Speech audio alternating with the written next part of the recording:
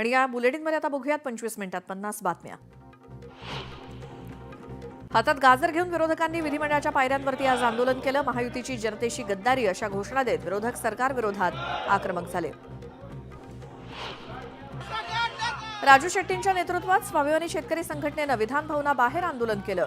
शेतमालाला भाव मिळत नसल्यामुळे कांदा, कापूस, तूर रस्त्यावरती फेकून सरकारचा निषेध केला. यावेळी आंदोलकांची पोलिसांकडून धरपकड करण्यात आली.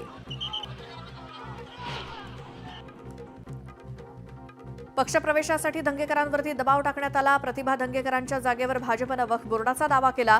दंगेकरांनी प्रवेश करावा म्हणून त्यांची आर्थिक कोंडी करण्यात आली असा दावा संजय राऊतांनी केला.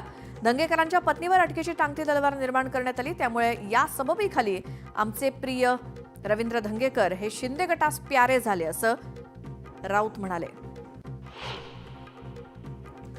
दंगेकर कुठेही गेले तरी त्यांच्या मागे आमची सदिच्छाच. मात्र दंगेकरांच्या प्रचारात आम्ही जीव तोडून काम केलं होतं. कसब्यातील नागरिकांनी फुले शाहू आंबेडकर, आम्ही सारे दंगेकर अशा घोषणा दिल्या होत्या. आता संघातले लोक दंगेकरांसाठी अशा घोषणा देतील का असा टोला सुषमा अंधारे यांनी लगावला. दंगेकरांना 4 वेळा संधी दिली तरी ते गेले. त्यांनी मतलबी राजकारण केलं. वक्फ बोर्डाच्या जागेच्या वादामुळे ते पक्ष सोडून गेले असा दावा काँग्रेस शहराध्यक्ष अरविंद शिंदेंनी केला. दंगेकरांचा पक्षाला कधीच फायदा झाला नाही असं अरविंद शिंदे म्हणाले. मुख्यमंत्री एकनाथ शिंदे यांच्या कार्यकाळात सुरू केलेल्या किंवा पुनरुज्जीवित केलेल्या काही योजना देवेंद्र फडणवीस सरकारनं निधी न दिल्यामुळे बंद पडण्याची शक्यता आहे. सणासुदीसाठी आनंदाचा शिधा, शिवभोजन थाळी योजना, ज्येष्ठ नागरिकांसाठी तीर्थाटन योजना अशा काही योजनांना निधी उपलब्ध नसल्यामुळे त्या केवळ कागदावरतीच उरल्या आहेत. लोकसभा निवडणुकीच्या तोंडावर खासदार डॉक्टर श्रीकांत शिंदे यांच्या कल्याण मतदारसंघातील शिळ तळोजा मार्गालगतची 14 गावं नवी मुंबई महापालिका हद्दीत समाविष्ट करण्याच्या निर्णयाला वनमंत्री गणेश नाईक यांनी विरोध केला होता. त्यांनी आता थेट मुख्यमंत्री देवेंद्र फडणवीस यांना याबाबत पत्र पाठवलं असून त्यामुळे ठाणे जिल्ह्यातील नाईक विरुद्ध शिंदे संघर्ष पुन्हा प्रकर्षानं समोर आलाय. सतीश उर्फ खोक्या भोसलेनं अटकपूर्व जामिनासाठी बीडच्या जिल्हा आणि सत्र न्यायालयात जामिनासाठी अर्ज केला. या अर्जावरती उद्या पहिली सुनावणी होणार आहे. त्यामुळे ढाकणे कुटुंबाला मारहाण केल्याप्रकरणी खोक्याला अटकपूर्व जामीन मिळतो का याकडे सर्वांचं लक्ष लागलंय. सतीश भोसले उर्फ खोक्या आज पोलिसांना शरण येणार असल्याची माहिती सूत्रांकडून मिळाली. खोक्याची कारही पोलिसांकडून जप्त करण्यात आली आहे. माजलगावचे आमदार प्रकाश सोळंकेंचा कार्यकर्ता असलेल्या सरपंच पुत्राकडून दुकानदाराला मारहाण करतानाचा व्हिडिओ व्हायरल झाला. या प्रकरणात कारवाई करावी अशी मागणी दुकानदारानं पोलीस अधीक्षक आणि जिल्हाधिकारी यांच्याकडे केली आहे. कारवाई न झाल्यास 20 मार्चपासून उपोषणाचा इशाराही दिलाय. वाल्मिकरांना आवादा कंपनीकडे 1 वेळा नाही तर तब्बल 6 वेळा खंडणी मागितल्याचं समोर आलंय. आवादा कंपनीचे प्रकल्प अधिकारी सुनील शिंदे यांच्या जबाबात त्याचा उल्लेख आहे. तसंच सुदर्शन घुलेनं संतोष देशमुख यांना तुला बघून घेईन, तुला जिवंत सोडणार नाही अशी धमकी दिली होती. बदलापुरातील मनसैनिकांनी सदावर्तेंना खुलं आव्हान दिलंय. सदावर्ते सातत्यानं राज ठाकरेंवर टीका करत असल्यामुळे मनसैनिक आक्रमक झाले. सदावर्तेंनी बदलापुरात येऊन दाखवावं असा थेट इशारा मनसैनिकांनी दिलाय. विधानसभा निवडणुकीत बंडखोरी मागे घेत युती धर्म पाळला. त्यामुळे अजितदादांनी तेव्हा दिलेला शब्द पाळावा आणि विधान परिषदेसाठी संधी द्यावी असं म्हणत नाना काटेंनी अजितदादांना त्यांनी केलेल्या वाद्याची आठवण करून दिली आणि नाराज असलेल्या नाना काटेंना विधान परिषदेत संधी देऊन दादा त्यांची नाराजी दूर करणार का याकडे सगळ्यांचं लक्ष लागलंय. हिंगोलीतील काँग्रेसचे माजी आमदार भाऊराव पाटील शिवसेनेच्या वाटेवर आहेत. लवकरच एकनाथ शिंदेंच्या उपस्थितीत ते पक्षप्रवेश करणार आहेत. विधानसभेला जागा न सुटल्यामुळे त्यांनी बंडखोरी केली होती. तेव्हापासूनच ते नाराज असल्याची चर्चा आहे.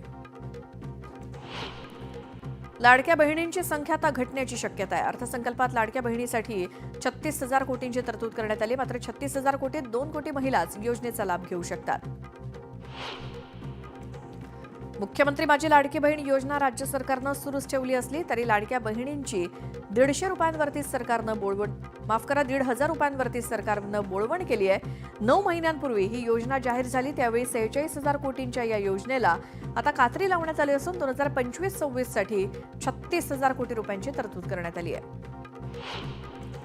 राज्याचा अर्थसंकल्प सादर झाला. मात्र लाडक्या बहिणींच्या पदरी निराशा झाली आहे. लाडक्या बहिणींना 2100 रुपये खात्यात जमा होण्यासाठी काही काळ वाट बघावी लागणार आहे. तर दुसरीकडे मागील वर्षीच्या निधीच्या तुलनेत यावर्षी 10,000 कोटींचा निधी कमी आलाय. लाडक्या बहिणींना 2100 रुपयांची रक्कम देण्यावरती विचार सुरू आहे. निवडणुकीच्या काळात दिलेलं ते आश्वासन पूर्ण करायला 5 वर्ष आहेत असं उपमुख्यमंत्री एकनाथ शिंदे म्हणाले. तर आर्थिक शिस्त लक्षात घेऊन योग्य निर्णय घ्यावे लागतील असं मुख्यमंत्री फडणवीस म्हणाले. अर्थसंकल्पात कर्जमाफीबाबत कोणतीही तरतूद करण्यात आलेली नाही, त्यामुळे नाशिक जिल्ह्यातील शेतकऱ्यांनी नाराजी व्यक्त केली. मुख्यमंत्री फडणवीसांनी दिलेल्या आश्वासनांची पूर्तता करावी अशी मागणी शेतकऱ्यांकडून केली जाते. पुण्यातील आरोग्य खात्यातील भोंगळ कारभार उघडकीस आलाय. 35 कोटींच्या तब्बल 100 शववाहिका धुळखात पडून आहेत. काहींच्या चाकातली हवा गेली आहे, काहींच्या बॅटऱ्या डाऊन झाल्या आहेत. त्यामुळे या प्रकरणाची सखोल चौकशी करण्यात यावी अशी मागणी होती. नाफेडच्या सोयाबीन खरेदीपासून वाशिममधील कोयाळी भिसडे गाव वंचित आहे. नाफेडकडे असलेला कोयाळी भिसडे गावाचा डेटा हा प्रत्यक्षात मालेगाव तालुक्यातील कोयाळी जाधव या गावच्या असल्यामुळे शेतकऱ्यांना नाफेडकडे नोंदणी करता येत नाहीये. जळगावच्या गिरड गावातील शेत शिवारात 45 झाडांची बेकायदेशीररित्या कत्तल करण्यात आली. पंचनामा केल्यानंतर देखील गुन्हा दाखल न झाल्यामुळे तहसीलदारांना निवेदन देण्यात आलंय. अहिल्यानगरमधील पाझर तलाव दुरुस्त करण्यासाठी गोळे गावातील शेतकऱ्यांनी आंदोलन सुरू केलं. तर एक आमचं काम करा, नाहीतर सामूहिक आत्महत्येची परवानगी द्या अशी मागणी ग्रामस्थांनी केली. क्रांतिकारी शेतकरी संघटनेचे जिल्हाध्यक्ष ज्ञानेश्वर टालेच्या तडीपार कारवाई विरोधात रविकांत तुपकर आक्रमक झाले. जिल्हाधिकाऱ्यांना भेटून राजकीय दबावातून कारवाई केल्याचा आरोप करत तुपकरांनी निषेध केला. अहिल्यानगरमध्ये कंत्राटदार, ठेकेदार आणि अभियंत्यांच्या संघटनांनी जिल्हाधिकारी कार्यालयासमोर धरणं आंदोलन केलं.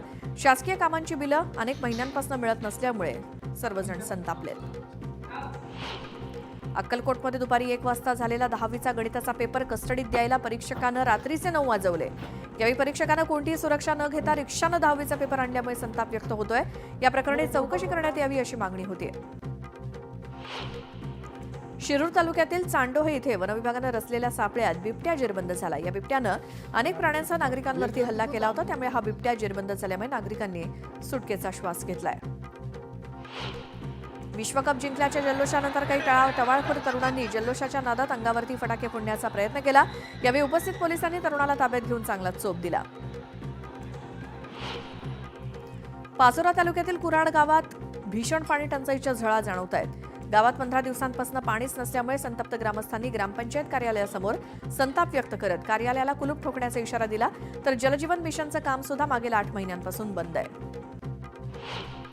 संत तुकाराम महाराजांच्या 375व्या अमृत महोत्सव सोहळ्यानिमित्तानं अनेक वारकरी देहूत दाखल होत आहेत. लोणावळा पुणे लोकल प्रवासात पांडुरंगाची आस लागलेल्या आणि तुकोबांच्या दर्शनासाठी व्याकुळ झालेल्या वारकऱ्यांनी टाळ मृदुंगाच्या गजरात अभंग सादर केला. अमरावतीच्या मेळघाट उपजिल्हा रुग्णालयात नेत असताना वाटेतच एका गर्भवतीचा मृत्यू झाला. त्यामुळे पुन्हा मेळघाटातील माता मृत्यूचा प्रश्न चर्चेत आलाय. शासन आरोग्य व्यवस्थेवरती कोट्यवधी रुपये खर्च करत असूनही माता मृत्यूचं प्रमाण कमी होताना दिसत नाही. वाशिम जिल्ह्यातील 1972 शेतकऱ्यांनी नाफेडकडे 7,550 रुपये प्रति क्विंटल या हमीभावानं तूर खरेदीसाठी ऑनलाईन नोंदणी केली आहे. मात्र अद्याप नाफेडकडनं प्रत्यक्ष खरेदी सुरू झालेली नाही, त्यामुळे शेतकरी चिंतेत आहेत. नंदुरबार जिल्ह्यामध्ये आगामी काळात होणाऱ्या सण उत्सवाच्या पार्श्वभूमीवर जिल्हास्तरीय शांतता समितीची बैठक पार पडली. कायदा सुव्यवस्था अबाधित ठेवण्यासाठी बैठकीत उपाययोजना आणि काही सूचना देण्यात आल्या. राज्यातील कमाल तापमानाचा पारा चांगलाच वाढलाय. विदर्भात सर्वाधिक तापमान चंद्रपुरात आहे. तर हवामान खात्यानं 12 आणि 13 मार्चला उष्मा लाटेचा इशारा दिलाय. त्यामुळे नागरिकांनी सतर्कता बाळगावी असं आवाहन करण्यात आलंय. आंबोली परिसरात भरवस्तीत हत्ती आल्यामुळे एकच धावपळ झाली. कुटुंबापासून चुकलेला हा 4 वर्षांचा तस्कर असल्याची शक्यता वर्तवली जाते. भरवस्तीत आलेल्या या हत्तीला पाहण्यासाठी बघ्यांनी एकच गर्दी केली. तुम्ही पण बाहेरच्या फूड स्टॉलवरील पदार्थ सर्रास खाता का? खात असाल तर हा व्हिडिओ खास तुमच्यासाठी आहे. भंडाऱ्यातील माधवनगरमधल्या एका फूड स्टॉलवरील इडली डोसा हे पदार्थ चक्क कुत्रा खात असल्याचं दिसून आलं. हेच पदार्थ नागरिकांनाही दिले जात असल्यामुळे संताप व्यक्त होतोय. याची चौकशी करून कारवाई करावी अशी मागणी होते. जळगाव जिल्ह्यातील वीज पुरवठा वाढीस लागला असून आता उद्योजकांसाठी वाढीव विजेचा प्रश्न लवकरच सुटणार आहे. त्यामुळे जिल्ह्यातील औद्योगिक विकासाला चालना मिळणार आहे अशी माहिती जिल्हाधिकाऱ्यांनी दिली. अमरावतीच्या वरुड तालुक्यातील धक्कादायक प्रकार समोर आलाय. संपत्तीच्या वादातनं भावानंच पोलिसांसमोर भर रस्त्यात बहिणीवर बंदूक उगारली. ही व्यक्ती सेवानिवृत्त आर्मी जवान आहे. मागील काही दिवसांपासून त्यांच्यात वाद सुरू होते. उल्हासनगरच्या साईनाथ कॉलनी विभागात 2 टोळ्यांनी एकमेकांवरती धारदार शस्त्रानं हल्ला केला. या हल्ल्यात 4 जण गंभीर जखमी झालेत. त्यांच्यावर रुग्णालयात उपचार सुरू आहेत. या सर्व आरोपींविरोधात गुन्हा दाखल झालाय. बुलढाण्याच्या चिखलीमध्ये बंद पुकारण्यात आलाय. संतोष देशमुखांच्या आरोपींना फाशीची शिक्षा द्यावी अशी मागणी केली जाते. चाळीसगावच्या गवताळा औट्रम घाट अभयारण्यामध्ये वन्य प्राण्यांसाठी नवीन पाणवठे बनवण्याचं काम वन विभागानं हाती घेतलंय. प्राण्यांना पाण्यासाठी भटकंती करावी लागू नये यासाठी पाणवठ्यांची व्यवस्था केली जाते. छत्रपती संभाजीनगरच्या वेरूळ लेणी इथे पर्यटकांचा भाविकांनी किरणोत्सव सोहळा अनुभवला. बौद्ध लेणीवर पुढील 10 दिवस सूर्यकिरणे येणार आहेत. हा सोहळा पाहण्यासाठी नागरिकांनी प्रचंड गर्दी केली. छत्रपती संभाजी महाराजांच्या पुण्यतिथीनिमित्तानं वेंगुर्ल्यात महाराजांचं वाळूशिल्प साकारण्यात आलं. कलाकार संजू हुले यानं 1 टन वाळूपासून अवघ्या 1 तासात छावा नावानं महाराजांचं चित्र साकारलंय. पुण्यामध्ये नशेसाठी औषध आणि इंजेक्शनचा वापर केला जात असल्याचं समोर आलंय. पुण्यामध्ये हडपसर भागातनं नशा येणाऱ्या औषधांची विक्री केल्याप्रकरणी 2 तरुणांना अटक करण्यात आली. गडचिरोलीतील कवंडेसारख्या माओवाद प्रभावी भागात माओवाद्यांनी उभारलेली 4 शहीद स्मारकं पोलिसांनी उद्ध्वस्त केली. या भागात स्वतःचं अस्तित्व दाखवण्यासाठी माओवाद्यांनी ठार झालेल्या माओवाद्यांच्या स्मृतीत ही स्मारकं उभारली होती. मुळशी तालुक्यातील भूगाव इथे गाडीला ओव्हरटेक केल्यामुळे 3 ते 4 जणांच्या टोळक्यानं तरुणाला भर रस्त्यात लाथाबुक्क्यांनी मारहाण केली. ही मारहाण होत असताना रस्त्यावरील बघ्यांनी मात्र हस्तक्षेप केला नाही. या प्रकरणी पोलीस काय कारवाई करणार याकडे सर्वांचं लक्ष आहे. जवळगा मेसाई गावातील सरपंचानं शस्त्र परवाना मिळवण्यासाठी अज्ञात हल्लेखोरांना पैसे देऊन हल्ला करण्याची सुपारी दिली होती. पोलीस तपासात हा बनाव असल्याचं समोर आल्यानंतर ग्रामस्थ संतापले आणि सरपंचावर फसवणुकीचा गुन्हा दाखल करण्याची मागणी ग्रामस्थांनी केली. गोंदिया जिल्ह्याच्या सडक अर्जुनी तालुक्यातील चूलबंद नदीपात्रातनं जेसीबी लावून मोठ्या प्रमाणात रेतीचा अवैध उपसा सुरू आहे. या प्रकरणी महसूल विभागानं धाड टाकत शेकडो ब्रास रेतीचा साठा जप्त केला. या कारवाईमुळे वाळू तस्करांचे धाबे दणाणले. जळगावच्या चाळीसगाव इथल्या नागद रोडवरील लाल मिरचीचा बाजार गजबजू लागलाय. दोंडाईचा, गावठी, रसगुल्ला, चपाटा, काश्मीरी आणि गुंटूर या वेगवेगळ्या प्रकारच्या मिरच्यांची विक्रमी आवक झाली आहे. तर मागच्या वर्षीच्या तुलनेत यंदा देखील मिरच्यांच्या दरात फारसा फरक पडलेला नाही. सहनशीलता संपली की नागरिक काय करू शकतात याचा प्रत्यय मालेगावात आलाय. 8 वर्षांनंतर पूर्ण झालेल्या पुलाचं लोकार्पण झालं नसल्यामुळे वाहतुकीसाठी पूल सुरू केला नव्हता. मात्र सहनशीलता संपल्यामुळे मालेगावकरांनी लोकार्पणापूर्वीच उड्डाणपुलावरनं प्रवासाला सुरुवात केली आहे. धाराशिवमध्ये गोवंश हत्या रोखण्यासाठी पोलीस आणि पालिकेनं धडाकेबाज कारवाईला सुरुवात केली. पोलीस बंदोबस्तात पालिकेनं अवैध कत्तलखाने जमीनदोस्त केले. त्यामुळे नागरिकांची दुर्गंधीतून काही अंशी सुटका झाली आहे. वर्धा जिल्ह्यातील मागील 3 ते 4 दिवसांपासून वातावरणात बदल झालाय. त्याचाच धसका घेत शेतकऱ्यांची हरभरा आणि गहू काढणीसाठी पळापळ सुरू झाली आहे. यासाठी शेतकऱ्यांनी मोठ्या प्रमाणात हार्वेस्टरचा वापर केलाय. 25 नोव्हेंबरपासून सुरू झालेल्या 21व्या पशुगणनेला शासनानं 31 मार्चपर्यंत मुदतवाढ दिली. प्रत्यक्षात ही गणना फेब्रुवारी अखेरपर्यंत पूर्ण करण्याचं नियोजन होतं. मात्र 20व्या पशुगणनेच्या तुलनेत यावेळी तब्बल 2 लाख पशुधनाची घट झाली आहे. हत्याकांडानं शिर्डी पुन्हा हादरलंय. घरगुती वादातून मुलानं स्वतःच्या वडिलांना पाईपनं बेदम मारहाण केली. या मारहाणीत वडिलांचा जागीच मृत्यू झाला. या प्रकरणी पोलिसांनी आरोपी मुलाला ताब्यात घेतलंय. पुणे सोलापूर महामार्गावरील यवत गावाजवळ कार आणि टँकरचा भीषण अपघात झाला. टँकर चालकाचं नियंत्रण सुटल्यामुळे टँकरनं कारला जोरात धडक दिली. यात कारमधील 4घांना गंभीर जखम झाली आहे. पुण्यातील आणखी एक धक्कादायक प्रकार समोर आलाय. जुन्या वादाचा राग मनात धरून पबमध्ये आलेल्या 2 तरुणींना टोळक्यानं मारहाण करत त्यांचा विनयभंग करण्याचा प्रयत्न केला. या प्रकरणी तरुणींनी पोलिसात तक्रार दाखल केली आहे.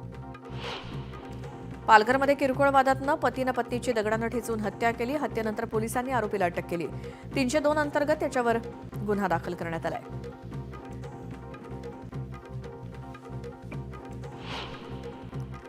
आणखी अशाच काही बातम्या आपण बघणार आहोत मात्र एका छोट्याशा ब्रेकनंतर.